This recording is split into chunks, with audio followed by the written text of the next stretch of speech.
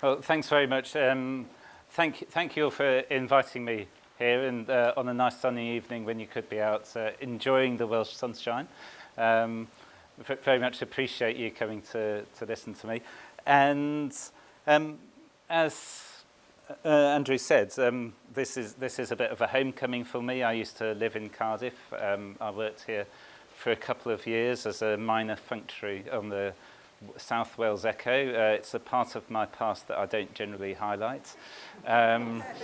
It's when I left the South Wales Echo, I got a leaving card from my colleagues, and it said, "Bog off back to England and close the door behind you."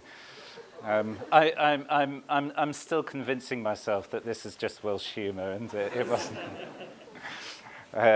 So anyway, I'm back. And I actually really love Cardiff for a number of reasons, but it seems to me that Cardiff has got a lot going for it, not least of which is that it manages to join up the urban and the rural, the industrial and the innovative in ways that that when they work well can work very well indeed and can create a real sense of a good place to be. That's not to diminish any of the problems and challenges Cardiff faces, along with many of our other industrial and post-industrial cities. I now live in Sheffield, a place which in many ways has got similarities with Cardiff. It's a place that was known for one thing and now needs to be known for a lot of other things.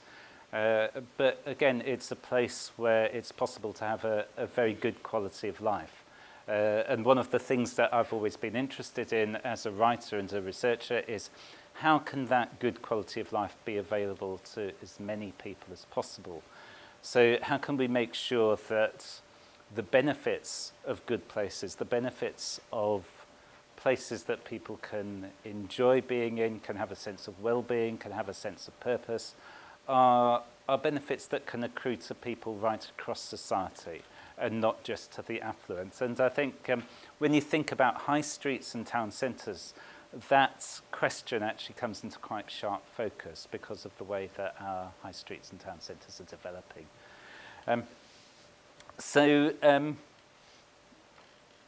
You can find out more about me at urbanpollinators.co.uk. There's various resources there that you're welcome to download and use. If you want to heckle electronically, I'm on Twitter at Julian Dobson, so do feel free. If you're really rude, I'll respond to you. And if you're very complimentary, I might respond to you as well. But do feel free to engage, and particularly if you don't have a chance to ask questions or make comments tonight, then it's a good way of keeping the conversation going. So I'm a big fan of social media as a way of doing that. I've titled this talk From Conflict to Commons, and it's very much about what creates value in our towns and cities and who is that value for. And I think there's a difference really between the approach that I want to bring to this discussion about the future of our town centres to the normal debates that take place in the regeneration press, in policy circles, and particularly in retail circles, which tend to focus very much on retail as a symbol of town centres. Town centres are seen more or less purely in retail terms, if you read some of the literature that's out there. And I'd like to gently challenge that and to suggest that there are different ways of thinking about town centres and different ways of thinking about who town centres are for. So what I want to do this evening is start off by talking about contested town centres. What are the kind of competitions and conflicts that are taking place within our town centres? Then to talk a little bit about creative town centres, what makes our places creative, how can they be more creative? Cared for, which is a big theme in my book, which is really about how can we make sure that we hand over good places to future generations. And then finally, what I'd like to do is introduce the idea of the commons and say a little bit about how I think that actually applies to urban space as well as green space, which is the way that people traditionally think about the commons. But first of all, I'd like to start with cheese. Cheese is a very good starting point for most conversations, I find. Without cheese, basically our towns are nothing. Towns and cities need a distinctive factor, don't they? And as I was researching this book, I came across the famous Nottingham cheese riot. Well, when I say famous, it was famous at the time, but apparently no one now really knows much about it. And since I introduced it into my book and have mentioned it at a couple of talks, I've been threatened with one or two people who actually are suggesting we should have a reenactment of the Nottingham cheese riots. And I would just like to say at this point, I am not responsible. It's not me. So the Nottingham cheese riot is an interesting example of contested space. So 1766, Nottingham Goose Fair. It was a major annual event in Nottingham where people would come and buy and sell geese. Thousands of people would come from far and wide to Nottingham for this event. And obviously it wasn't just about geese. You would buy and sell other things. It was a major market for the East Midlands. And there came a time where the cheese traders were seen by the crowds to be charging too much for their cheese. So what happens? Obviously, people got upset. And when people get upset, they start to get angry. And when they get angry, they start to throw cheese around. That's what you do in Nottingham. And it got to the point where the dragoons were called in to quell the rioters. And the mayor stood up on a soapbox to try and bring peace and calm. And at which point, someone threw a cheese at him. And he retired severely stunned, according to the accounts. So this is basically a lesson not to charge too much for cheese, but it's also it's also an example of the way that space and place is often permeated by conversations and competition about commodities and about what is seen to be fair, and where people feel that they are being treated unfairly, where people feel they are being ripped off, then suddenly the equilibrium starts to shatter. Things get out of balance, and mayors get knocked down by cheese.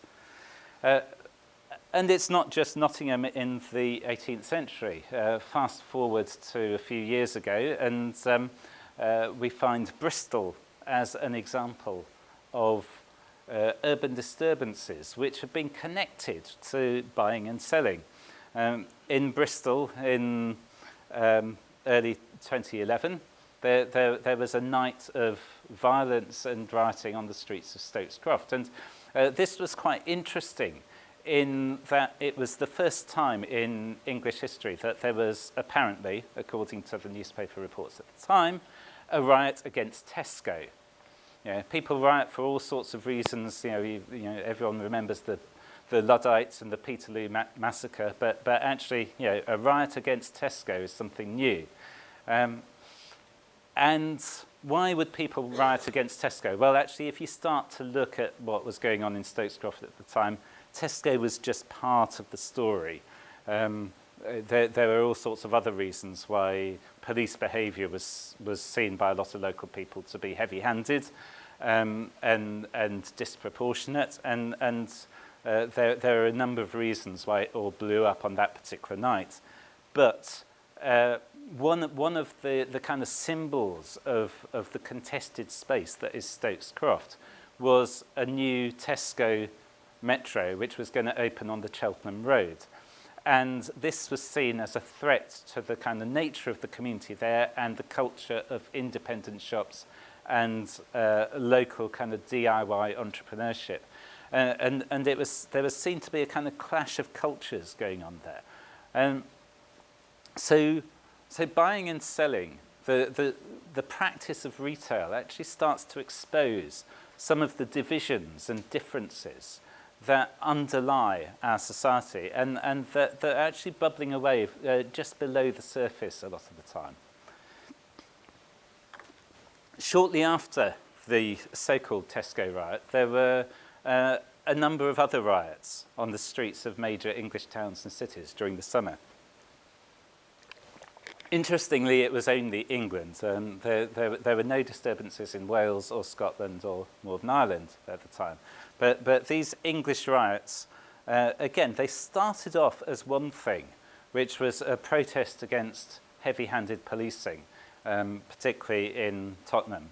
And they turned into something else, which was a kind of free-for-all of looting and damaging shops. And it's interesting that the shops are seen as the place where those urban disturbances, where those feelings of anger and resentment or frustration start to boil over and start to express themselves in terms of rioting and violence.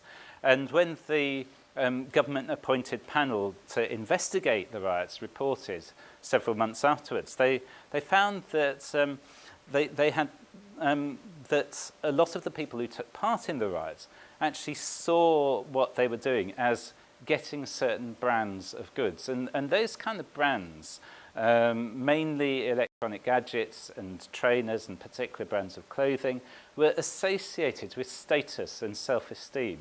And there was a paper that was produced around the same sort of time which talked about particularly young people's ideas of value, and it was described as the commodification of self-esteem, that people saw their identity and value as being associated with particular brands.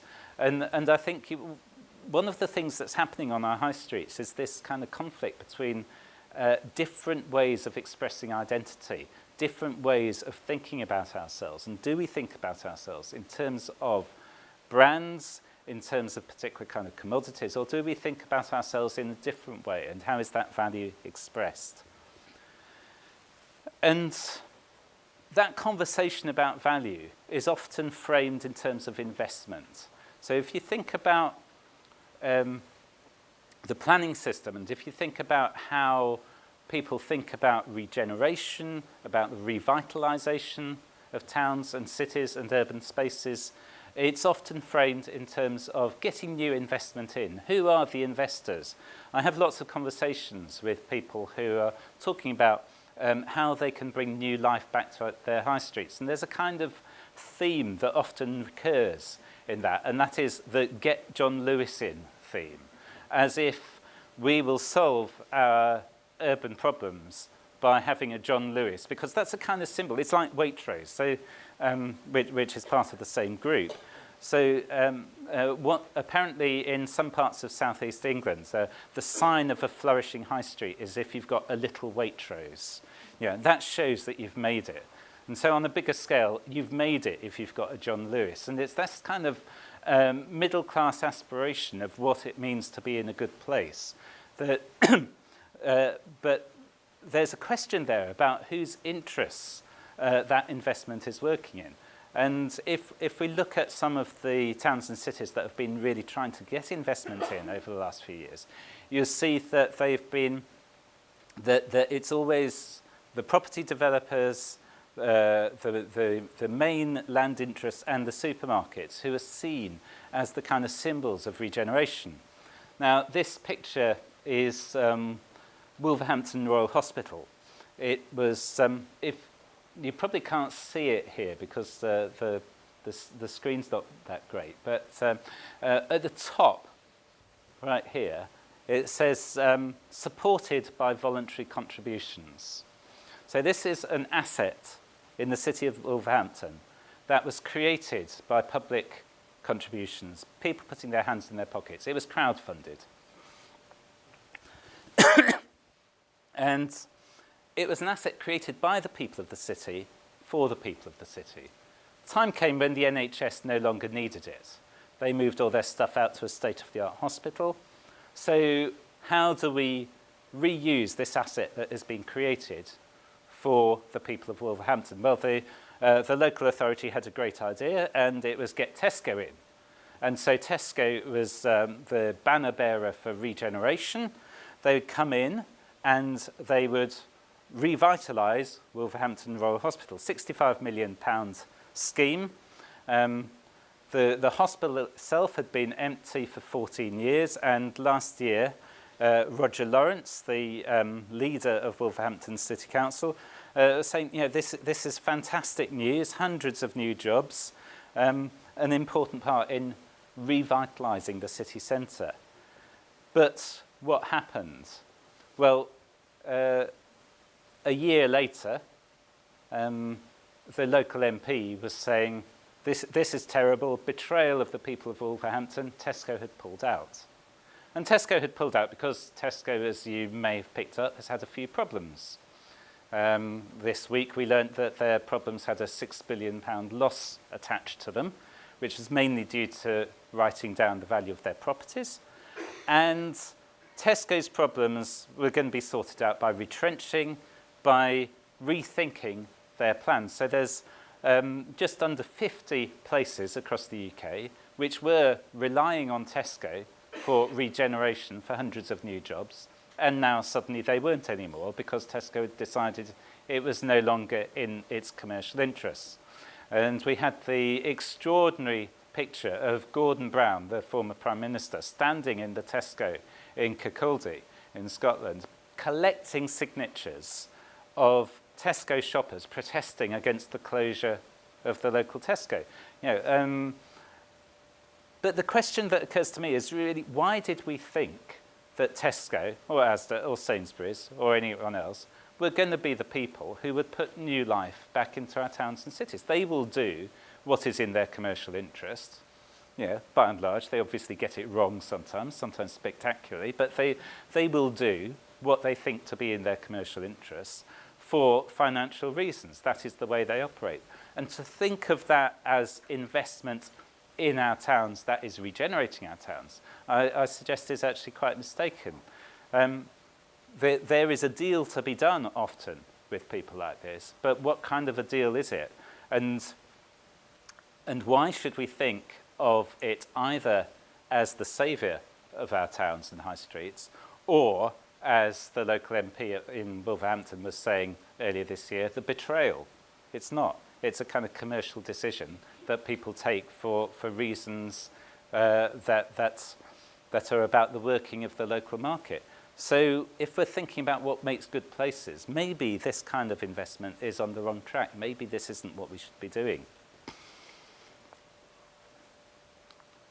If we're thinking about contested places too, we need to think about the operation of the planning system. How does that work? Does that actually work in the interests of local people? This picture is of a shop in my city in Sheffield. It's called Rare and Racy. It sells books, odd books, second-hand books. It sells artwork. It's a kind of local curiosity shop.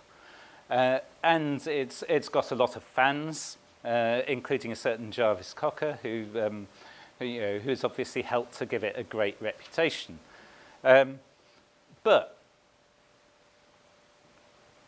the local authority decided a few weeks ago that it would approve a planning application for the demolition of this shop and the construction of a new block of flats with retail units underneath. The scheme itself was not particularly offensive, but it would mean the closure of a local institution. 20,000 people put in objections to this planning application.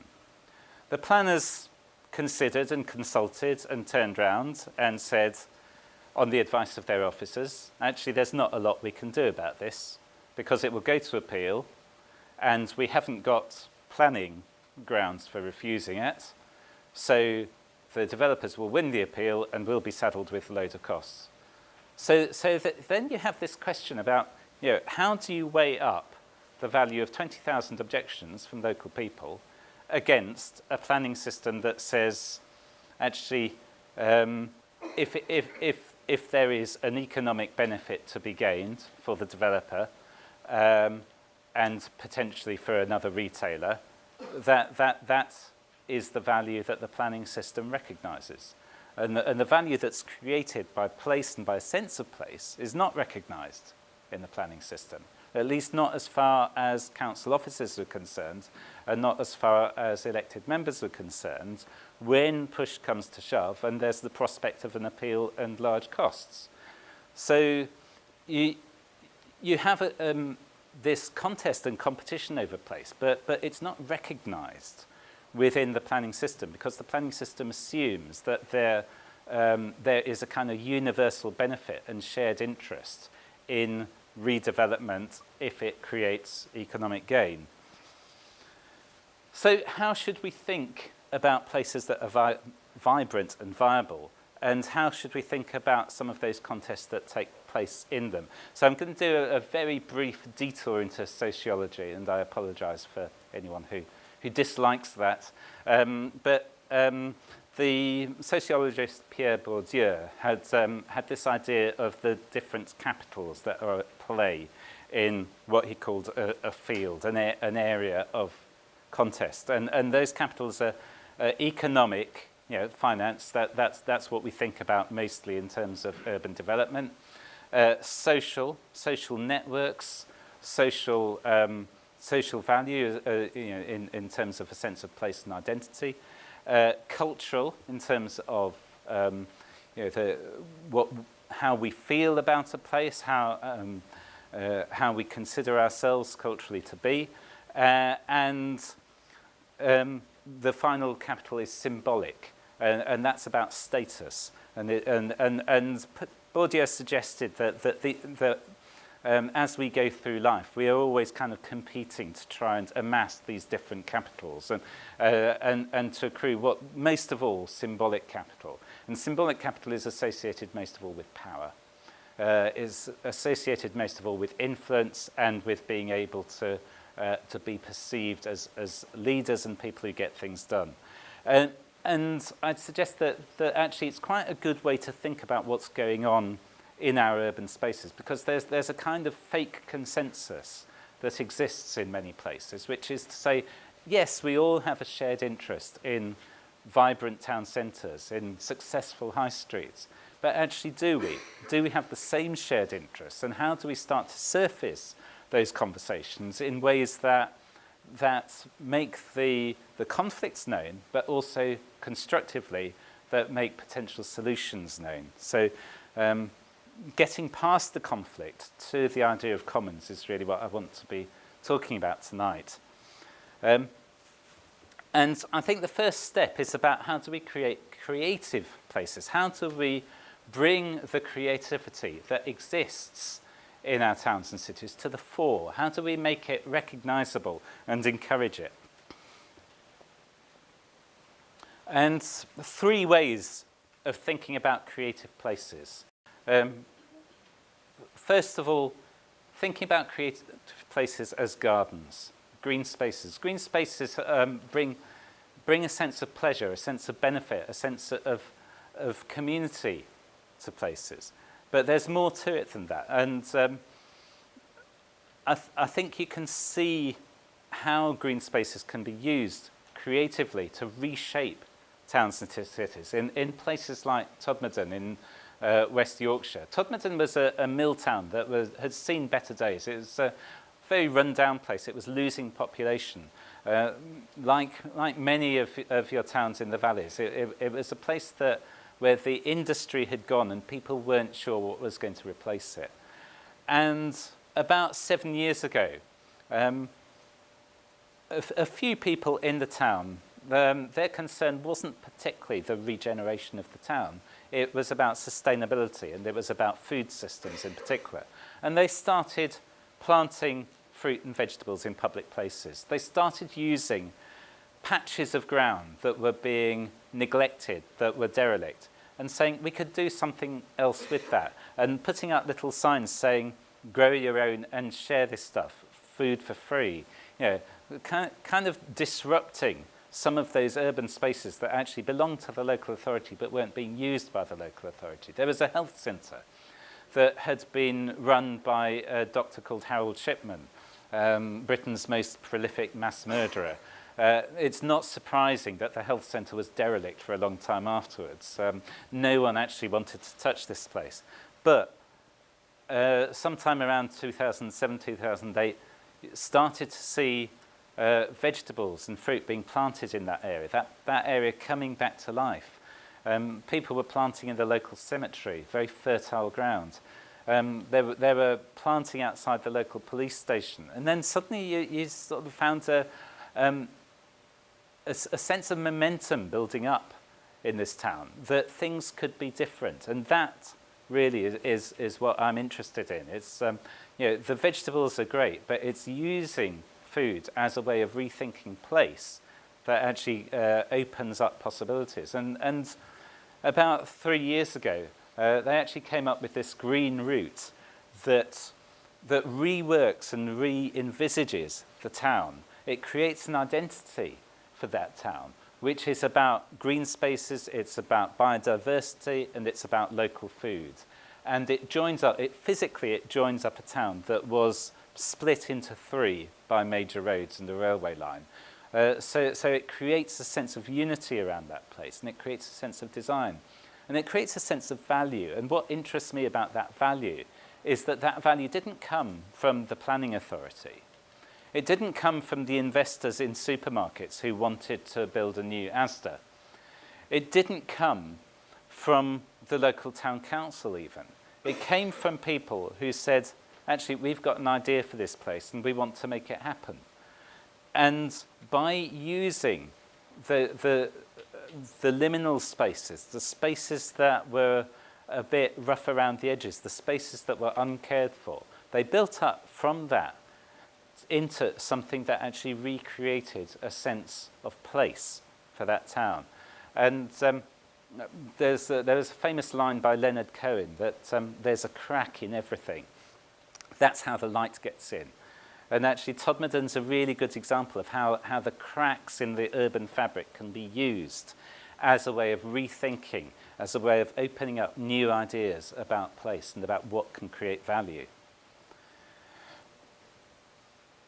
As well as thinking about towns and cities as gardens, we should think about them as promenades. This is not a new idea. People have been thinking about walkable towns and cities for years. And if you look at some of our great urban spaces, some of our great classical urban spaces, they are walkable.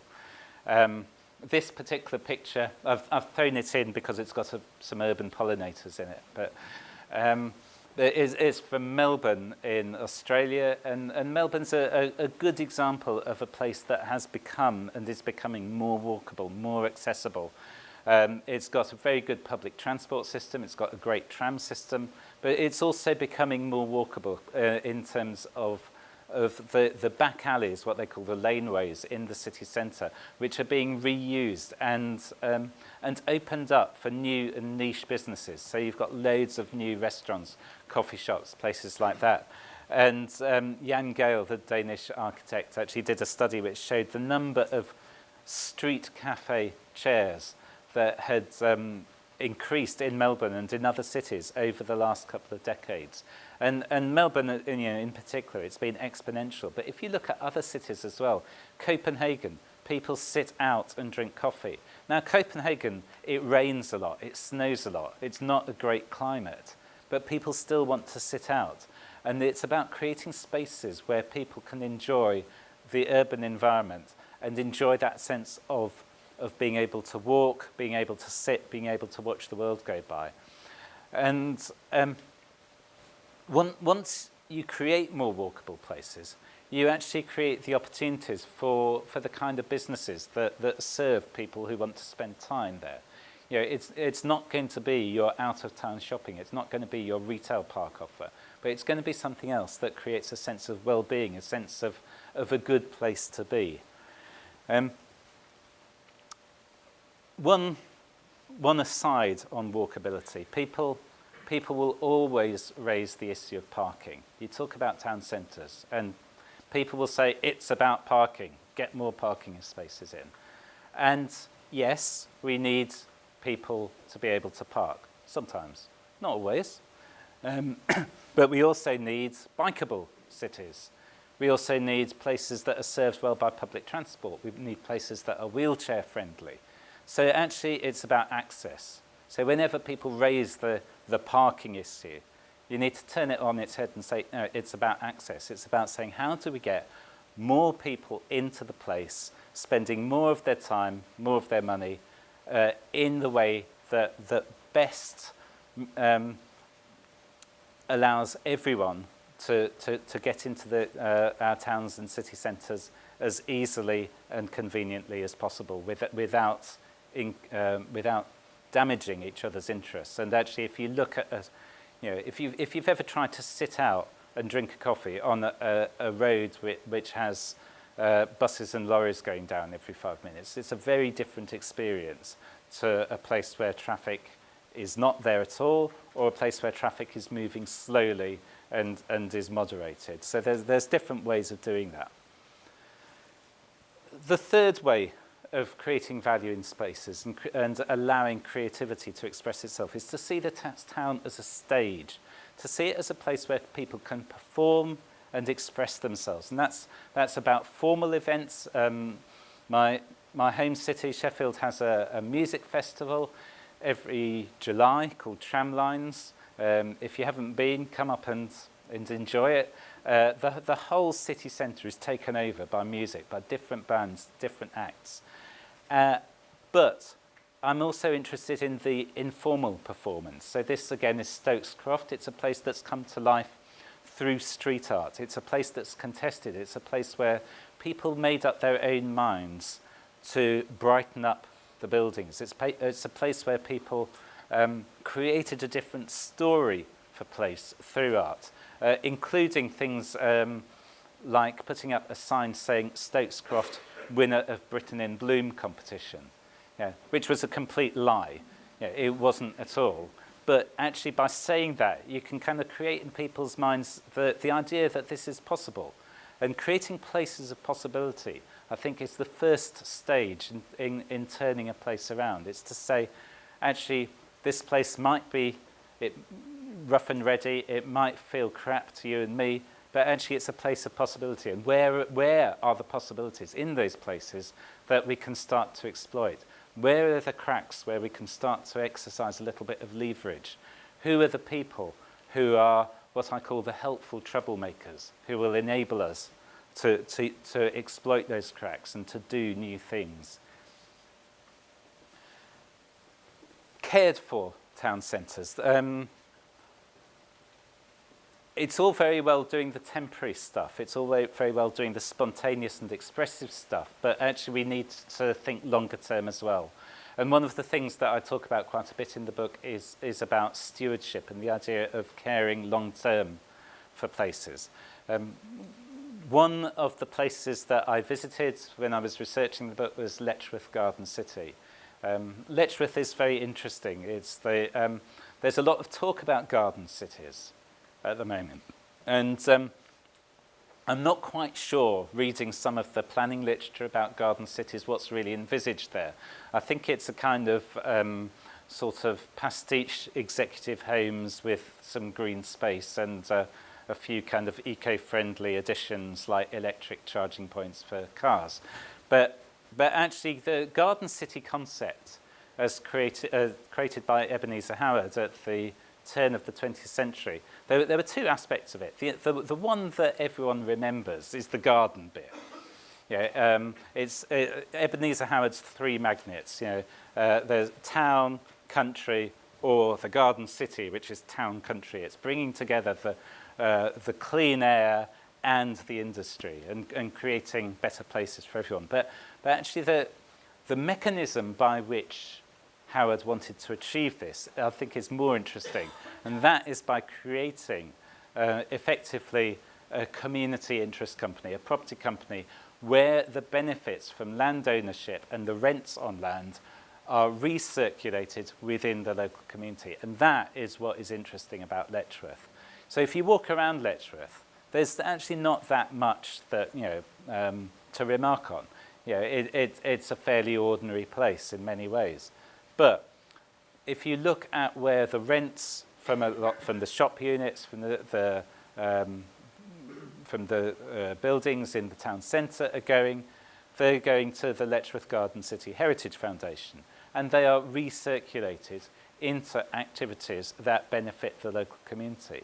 And that is, to me, a model of stewardship, a model of caring for place, because you've actually got a mechanism that recycles the benefit within the community rather than taking it out. And if you look at the development models that most people are pushing for the future of town and city centres, what they do is actually hand over land to property interests. They take it out of the public domain, they take it out of the local community, and that land is then recycled in order to make a capital gain for the owners. So if you look at shopping centres like Merry Hill in Dudley, you'll find that it's been sold several times over the years since it was built in the early 1980s, and each time there's been a capital gain for a property company. That benefit does not go into the local communities of the West Midlands. So how can we start to reverse that trend? How can we start to create assets that are used for community benefit?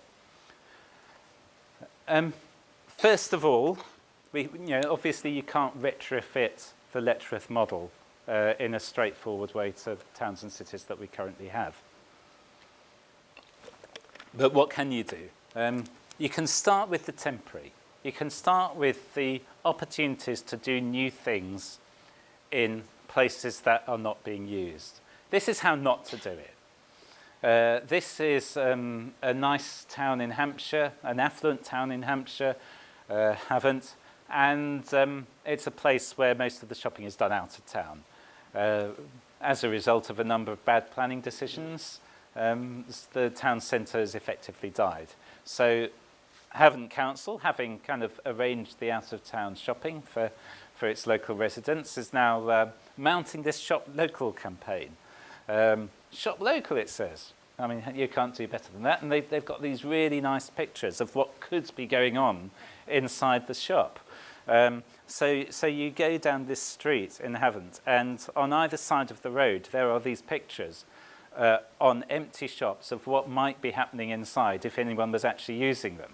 But because no one's using them, no one actually walks down that street.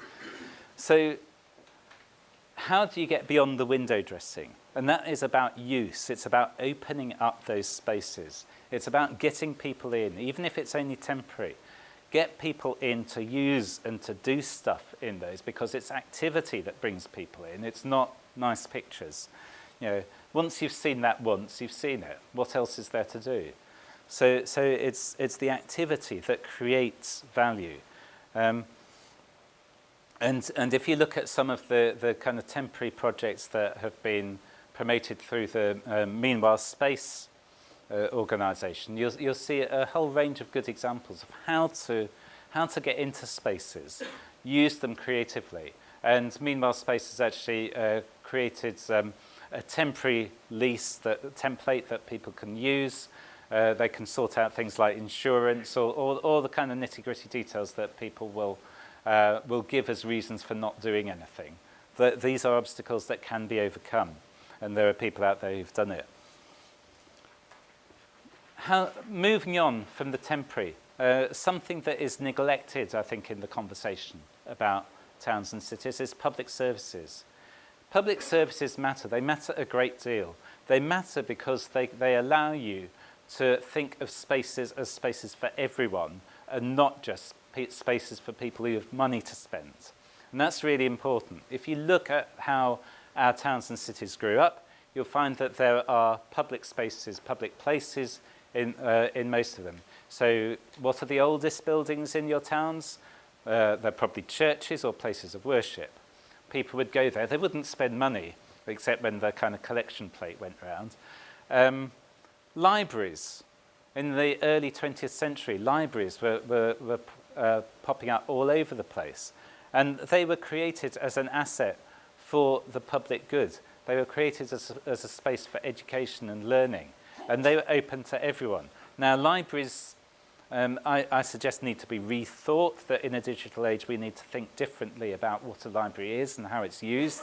But that space that creates that opportunity, that place for learning, that place where people can enjoy books, can meet other people, can socialise without having to spend money, I think is hugely important. And these are places that are actually being stripped out of our town centres. Schools, how many schools have been moved out of town centres, mainly for kind of traffic reasons, and put on the edges? And what does that do to a town centre? What about health facilities? How can our universities in towns like this, cities like this, how can our universities start to have a more overt presence on the streets of our town and city centres, so that they are seen not just as shopping streets, but as streets where people engage as members of the public? And one of the metaphors that I was using in the book and in a submission that I and a number of others made a few years ago to the Porter's Review was the idea of the ancient Greek agora, the marketplace. And it didn't just exist as a marketplace. It was a space where learning was happening, the schools were there. It was a space where justice was done, the courts were there. It was a place for sport, athletic contests would take place there. So it was a place, above all, for conversation and engagement. And it's places of conversation that we need to protect in our towns and cities. And I would suggest that to make those places, to create those places well, we need to protect our public services. So this example in the picture is a library in a small village in Northumberland. It was going to be closed down. The tourist centre was going to be closed down by the local authority because of funding cuts. And a community company got together and actually came up with a creative way of reusing that space, bringing the library and the tourist information centre together and using the space that was vacated for affordable housing. So you create a rental stream that can allow you to keep those activities going. And I suggest that, if you look at the Institute for Fiscal Studies paper that was produced earlier this week about the, was it last week, but about the impact of the different parties' proposals post-election, you will see austerity is going to continue, whichever government we end up with in Westminster.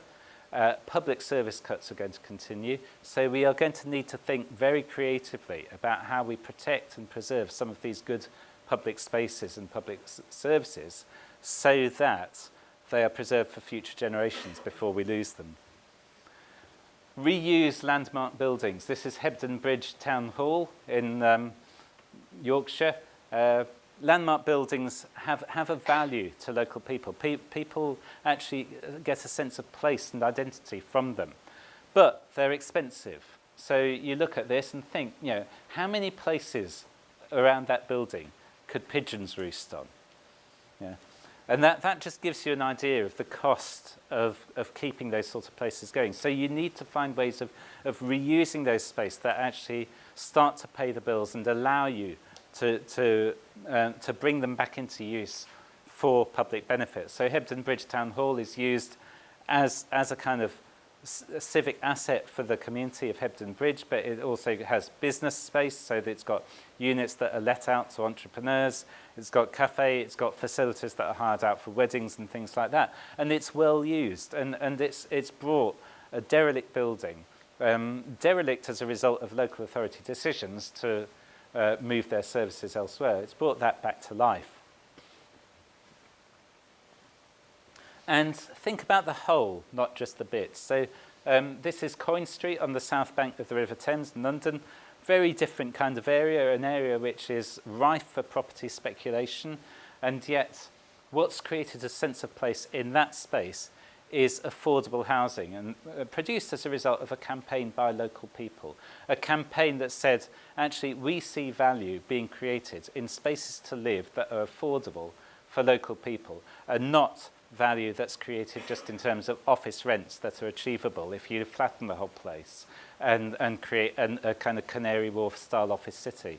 And if you look at the south bank of the Thames now, it's a good public space, and it's created as a good public space, partly because Coin Street community builders were thinking not just about the housing that was available for their tenants and the members of their co-ops, but also about green space that's available for everyone, and about opening up the Riverside Walkway on the south bank of the Thames, which again is now a public asset available to everyone. And it's having the vision to think about what can you do now? What are the little things that you can do now? But what are the big things that they could lead on to? How could we think about the future of the whole place? So another example, in West London, under the A40 flyover, there's a whole area which has got shops, workshops, community facilities, and they're run by something called Westway Development Trust. And that land is used for the benefit of the community. So some of it is let out commercially to bring in money. Some of it has community facilities. They also run the Portobello Road Market. So they have actually created and preserved a sense of place in that area in a way that could have either been left to be derelict as a low value use under the motorway, or could have been snapped up by property developers and exploited in a way which brought no benefits back to the local community. And again, it's about having that bigger vision. So how do we think of the idea of creating commons, places of common value in our town centres and in our city centres? This is the traditional idea of the commons, and it's green space. But actually, if you look at what creates value in our towns, if you look at a good town centre, the value is not the individual shop units or the individual facilities or the highways. It's the collective. It's what's created in the whole place. And that value is a public value. It's a public good. You can devalue it by walking away, or you can devalue it by bringing in new uses that diminish the public value. But actually the value is created by the whole and not just by the parts. And Eleanor Ostrom, the economist who's done a lot of work on the commons, has talked about how do you build trust so that you create systems of governance that actually bring together different interests in ways that respect each other and that allow a shared asset to be used for the public good, so that it's not a free-for-all, but it's actually a managed resource.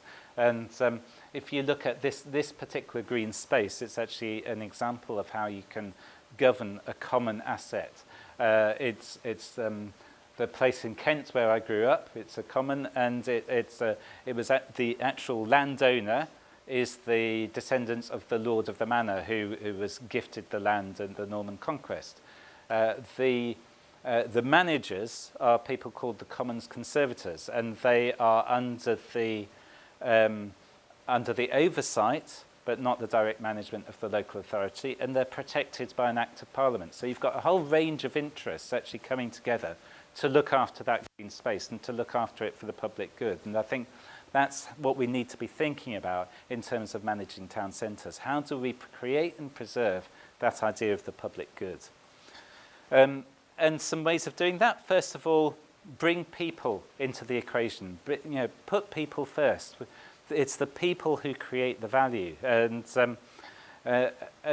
we can do that through things like community planning, through participatory budgeting schemes, for example, where you actually hand over pots of money from the local authority to people to decide how they're going to use that. And if you want to know more about participatory budgeting, Porto Alegre in Brazil is a great place to Google and to find out more about that and how that's been done at a sizable scale in terms of handing over decisions about public finances to the public rather than keeping them within officialdom that reckons it knows best. Culture. How do we create places where people can express themselves? And a quick quote from Lewis Mumford, who wrote a very long but interesting book called The City in History, which I'd recommend to anyone with a long holiday to spare, but it's worth dipping into. But Lewis Mumford had this this great quote that it's actually about the creativity that brings the places to life. It's, how do you make a place people-focused rather than a place of institutions and functions? And it's that creativity that does it. And that creativity is something that is part, I'd suggest, of the town centre commons. It's something that's created, value that's created by people coming together and not by so-called investors or not by planners. Planners and investors can facilitate this stuff, but actually it's the people who create it. And sharing the space. This is a former station in North Yorkshire, a place called Richmond. It's now a cafe, it's now an independent cinema. It's even got a cheesemaker in there. Don't tell the people in Nottingham. And it's where people come together, intensify the uses, share the space, that you can start to create this common value for all of us. Share the profits. This is really important. Goes back to the idea of Letchworth Garden City. If the profits are not accruing back to the locality, where are they going? Do we actually know? Is investment really investment that brings a return to the community, or is it investment that takes a return out of the community? And Totnes Local Economic Blueprint is a good example of trying to get to grips with this issue and thinking, how can you redirect the local economy so that it is supporting local producers, local independent retailers, creating local jobs, creating local opportunities. And they reckon that you could recycle an extra £5 million within the local economy really easily just by redirecting some of that spend. And that's in a town of about 3,000 people. So 5 million in a town of 3,000 is significant. Share more stuff. And this is about looking at use value and not just exchange value. So Rachel Botsman wrote this book, What's Mine is Yours, which is about the sharing economy. And the sharing economy is often thought of as things like Airbnb, where people rent out their spare room. But actually there's more to it than that. It's how do we create value by using the space and the place and the assets of a place, in a way that allows more people to play a part in that. So one of the people that I visited when I was researching the book was an entrepreneur who was running something called Handpicked Hall. Handpicked Hall, it's commercial enterprise, it's a retailer in Skipton in North Yorkshire, and it started out when he was running a department store that went bust. And shortly before the property was about to be taken off him by the bank, this guy actually started to think, how could I reuse this space in a different way? And he just stuck a notice up in the window and said, does anyone want to rent a small space? And suddenly, out of the woodwork came a load of creatives, makers, people who upcycled clothes and jewellery, a lot of people who would not afford to use to rent a town centre shop because they wouldn't have the deposit from it, they couldn't guarantee the rent to the landlord. But just by using a small space at a very low rent, you can actually start to fill that space with a lot of people doing small stuff. And actually what he told me was that he's actually making more money now by renting out a lot of small spaces in that former department store than he would be making if he let the whole thing out to a commercial tenant. And that's because you've actually got a lot of people who don't have routes to market, who need routes to market, who need to get their stuff in front of people. Symbolic actions. I think this is really important because there is no blueprint for revitalising our towns and cities. There is no magic bullet. There's no super magic dust that you can sprinkle around the place and everything is suddenly okay. It has taken 40 to 50 years for our high streets to decline as they have, and for them to show the kind of problems that we see in terms of empty shops and low value uses. That is not going to be turned around overnight. But what we can do is do things that say this is a place where something could be different. It's like those signs in Stokes Croft.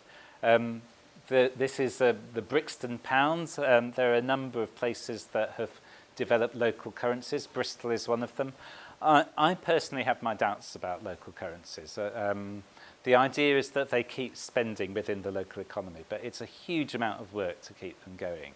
But where it does have an impact is it has a symbolic effect. People notice it. And so the guy who was the Brixton pound worker that I interviewed said that Lambeth Council said that this was worth £100,000 in terms of publicity for Brixton. I mean, what's interesting about Brixton now is it's in danger of becoming a victim of its own success. It's becoming over-gentrified, and you've got a lot of independent retailers who are now really struggling to stay there.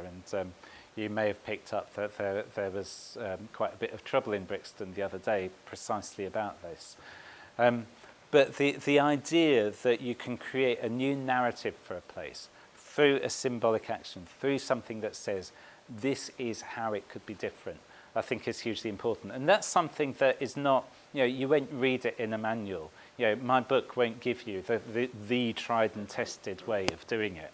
But it's about showing that there are places where a different way of thinking about value, a different way of measuring value, a different way of appreciating value is possible. So this is just a line from the last chapter of my book, and it's really to say that the future for our towns, it's not as places to buy. We need to get out of that retail mindset. The things to buy and the places to buy will be there if we get the rest of it right. It's getting the rest of it right that matters. Places to be, places where we can start to feel that we have a stake in those communities and recover local identity. This is a sign that I saw in a space in Waterloo in London, and I quite liked it. I don't think we are ever going to have a pop-up paradise in our town centres, but I think we can do something that is better than the road to nowhere that a lot of them are currently on. And so we start that process, I think, by thinking about who do we really want to be, what do we really value, and how can we bring those ideas of what is really important, what is really valuable, into the public domain, rather than keeping them behind closed doors in the conversations that we might have in the pub or the coffee shop. How can we make those values public and visible and start a conversation wherever we are about how that place could be different? So that's it from me. That's the book. There's a few copies over there, and if you want to buy one tonight, they're cheaper than if you get them from the publisher. So that's my bit of shameless self-promotion. And do feel free to get in touch if you want to know more, or if you want to take issue with anything I've said. That's where you can find me.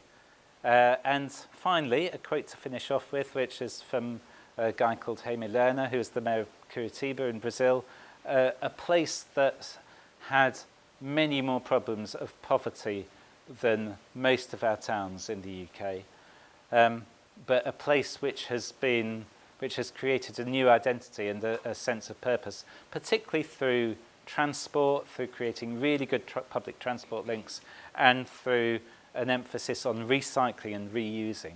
And Jaime Lerner says that the soul of the city is about the citizens, and we need to, I think, if we're going to get anywhere with any of this, rediscover what it means to be a citizen, what it means to have a kind of civic involvement,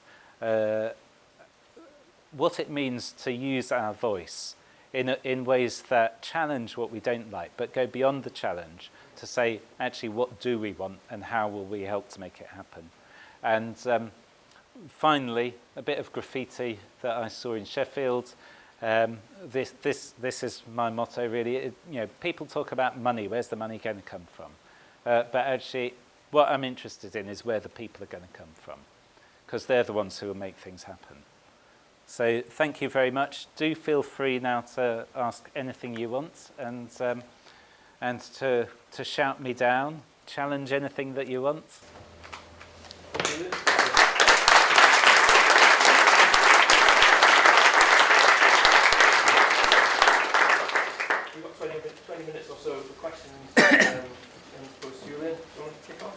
Thanks very much. It's inspiring, I have to say, Julian. Most interesting.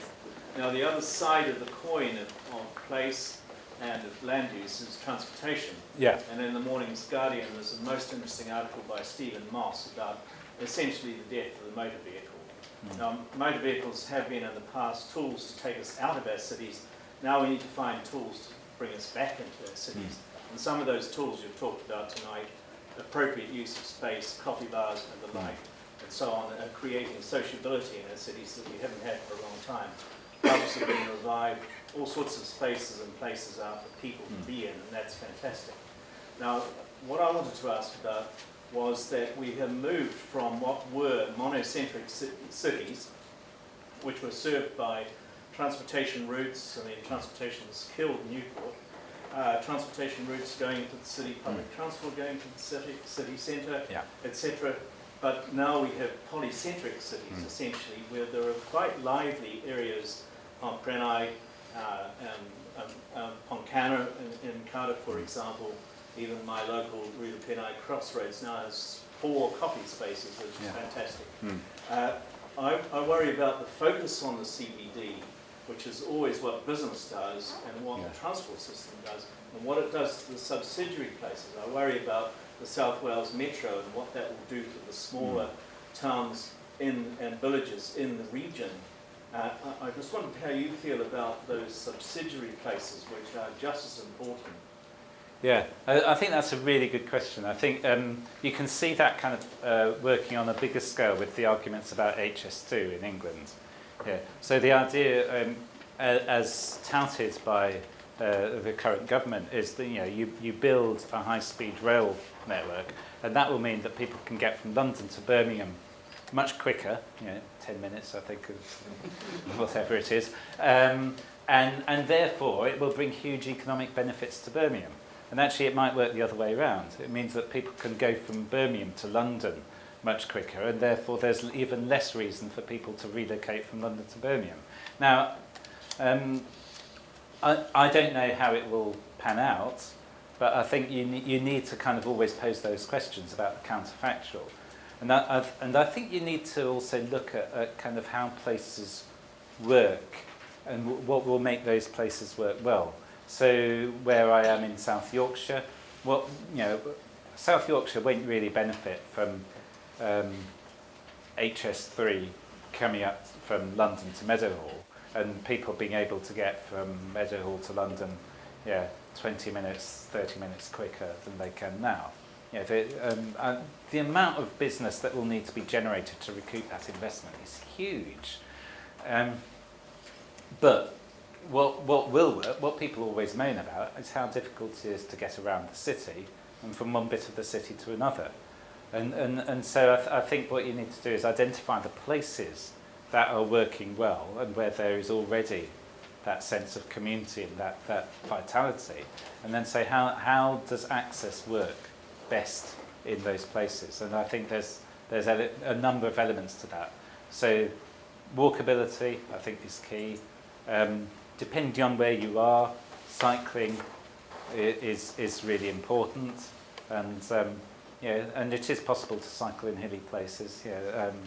Electric bikes are actually very effective, and public transport, bus services. Bus services are hugely important. So it's how do we bring all of those together? And I think there's one other thing which is missing from the access equation, and that is housing. And it's actually, how do we get people living in some of our town and city centres and make sure that it's not just dead retail space. So if you look at most of our historic centres and look at the upper floors of the buildings, and they're empty, and then they're underused or unused, and certainly anything that's kind of Victorian or pre-Victorian, you'll see a lot of this empty space. And the retailers would rather keep it empty because it's too much hassle to fill it. But actually, if you can start to bring some of that back into use as living accommodation, you automatically create more footfall in the town centre. So you create more of a sense of life, and you obviously create more spend. because there are people living there who won't want to go out of the town centre to do their shopping. So I think there's a lot to learn from European cities, particularly in that respect. There's one example I give in the book is of Tübingen in Germany, where they redeveloped one of the suburbs of Tübingen and actually had a specification that there should be retail or community uses on the ground floor, but living accommodation on the upper floors. And it's that active ground floor use that's important in terms of keeping the place alive. But then can we actually start to use these places as places to live as well? If you could just give your name and then I would give you a name and just keep the questions as brief as possible. And so I'll try and give shorter answers to the next lot. I'm Anna Brown, an independent consultant. I mean, fascinating to listen to you. I mean, a lot of what you say seems to revolve around people, and particularly creative people and entrepreneurial people. And yet, through my travels, I find a lot of these people very frustrated, really, because there's an awful lot of creative ideas out there, but the ability to break through and launch those, they're often held back, really. I just wondered, through your research, if you found any communities or towns that had really embraced, and rather consulting and then ignoring people, had actually embraced and took on what some of the local people really felt for their centres, really. Because I think that's where the energy and the enthusiasm, they're the people who really know their centres. They're often denied really a voice or ability to put their plans into practice, from my experience. Yeah, I think there are places where it has happened in a kind of organic way. I think there are also some places which are more or less successful, where where local authorities have tried to steer that. I think a lot of the problems with local authority intervention in particular revolve around short-term funding. That if you're trying to change a place over 10, 20 years, you can't do it with a 2-year funding programme and then walk off. And so that idea of long-term involvement, I think, is something that most local authorities haven't really got to grips with. But certainly there are on a smaller scale, there are kind of hubs and buildings that are used very effectively for creative workers. There's in Sheffield City Centre there's an artist's studio which has created city centre space for creative, for visual artists. But actually, when I talk about creative people, I'm not just talking about the arts. I ought to kind of make that clear, because I think everyone has creativity in them. Everyone is creative. It's just kind of allowing yourself to express that and giving yourself permission to do things in a different way. Perhaps explain. I'm a councillor in a small town in Walkability, outside of Cardiff. Yeah. In your presentation, you regularly collided towns and cities. And I think quite often that needs unpicking. I think the sorts of social capital that you get in the townships of Cardiff, or any successful city, are actually different to what you will get in the city centre. When I lived in London, most Londoners never went to the West End, other than they went periodically for specific purposes. But their social capital was built in the townships of London, so I think that could be unpicked. What has challenged both in the last few decades, it seems to me, is the out-of-town retail. I don't think we can ignore it if we say retail is everything. I have an optimistic view that the out-of-town will become the canals of the 21st century. They'll be overtaken by the internet, and people will rediscover the spaces of townships and city centres. But then I have a pessimistic view that these canal owners will reinvent themselves and recapture the things which the townships were hanging on to. Yeah, I think that's a really good point. And I completely agree with your first point. I think, for the purposes of a talk like this, you're trying to embrace everything, but actually every place is specific and has its own identity, and you need to think about how that place works and not try and impose a blueprint. I hope that I've not been doing that. I think the London example is really interesting. I lived in East London for a long time, and my local high street was what I used. And I liked it not just because there was a Greggs there, but because there were people that I knew and would meet, and that, you know, there was always, you know, I never knew who I was going to bump into, but I knew that 9 times out of 10 I would bump into somebody I knew, and it was that kind of conversation, and the space where, oh, you know, what are you doing here, how's things going, blah blah. So it's how do you facilitate that, which I think is the key. Yeah, I mean, so your second part again was the out of town. Is that going to die or blossom? There's a very interesting site in the United States called deadmiles.com, where you know, I think the more you build, the more chance there is that some of them will outlive their purposes.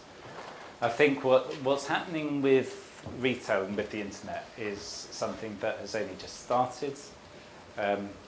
We don't know how it's going to pan out. We can assume that anything that can be done online will be done online, up to a point. Yeah, there are some things that you can't. I mean, you know, if you've got a choice between going to an out-of-town retail park to order a washing machine and doing it online with sufficient information so that you pretty much know what you're buying, you're happy with your decision, and you get it delivered to your house, who will go to the retail park?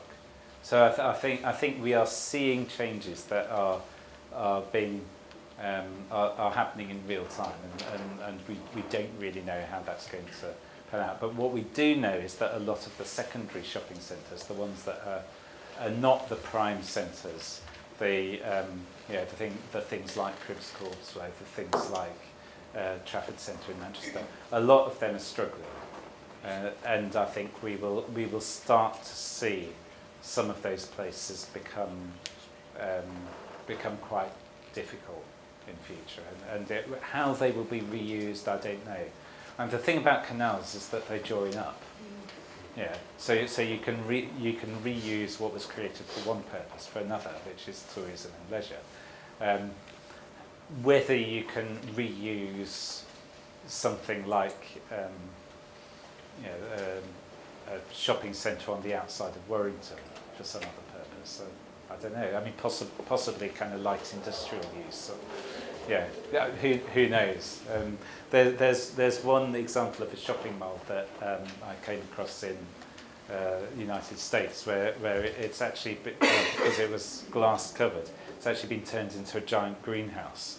It's being used to grow vegetables, salads. I think one more question. I think we're going to time for one more. Yeah, Unfortunately, we've carried on the debate after online, or you can contact Julian by Twitter. Just got one at the back there. Sorry, David over there. Julian, I think this is excellent stuff. I wonder how far you think that our loss of public value, which is the kind of theme, I guess, that you're into, has been due to the planning system and the planning profession allowing themselves to serve particular political values, rather than sticking with the idea of being managers of, community value and resolving conflict. In other words, maybe the question is how do we build an alternative management system to serve the kind of ideas that we're going forward? Yeah, I mean, I think it's complex, and there isn't an easy answer to it.